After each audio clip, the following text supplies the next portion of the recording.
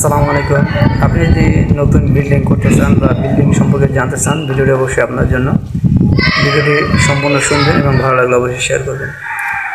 প্রিয় দর্শক, যারা আপনারা নতুন বিল্ডিং তৈরি করেন, আগেবারে কখনো বিল্ডিং তৈরি করেন নাই, তারা যখন নতুন একটি বিল্ডিং তৈরি করতে চান তখন তারা অনেক বাধার সম্মুখীন হতে হয় বা অনেক কিছু জানাশোনা থাকে না।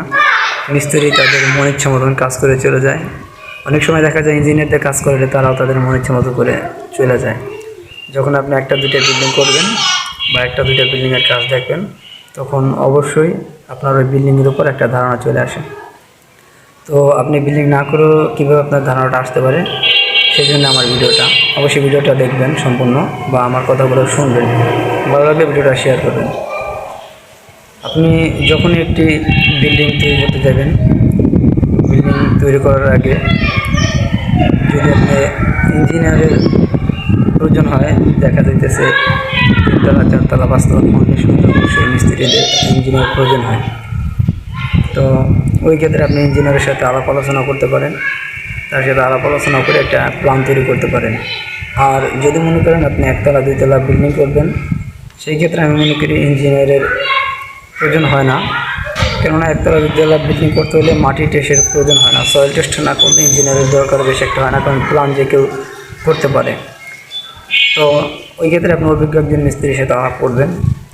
আপনি একটি বিল্ডিং তৈরি করার আগে অন্তত 4-5টা মিস্ত্রির সাথে আলাপ করবেন, দেখবেন কোন মিস্ত্রির কথাবার্তা এবং অভিজ্ঞতা কেমন।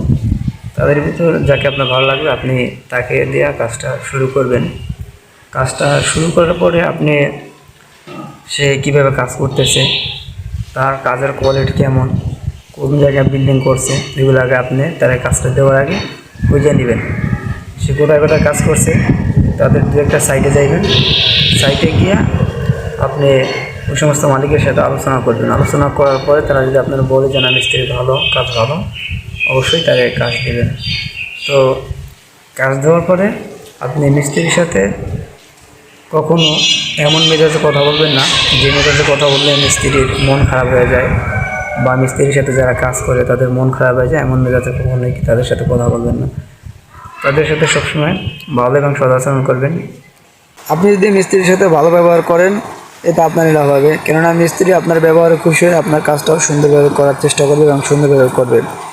তারা আপনার মাল যাতে নষ্ট না হয়, আপনার সিমেন্ট বালু যাতে নষ্ট না হয়, তারা এই চেষ্টাটা সবসময় করবে, তারা যদি আপনার উপর সন্তুষ্ট থাকে। তো অবশ্যই ভিডিওটি ভালো লাগলে লাইক, কমেন্টস, শেয়ার করবেন এবং যারা ইউটিউবে দেখবেন আমার চ্যানেলটি অবশ্যই সাবস্ক্রাইব করবেন।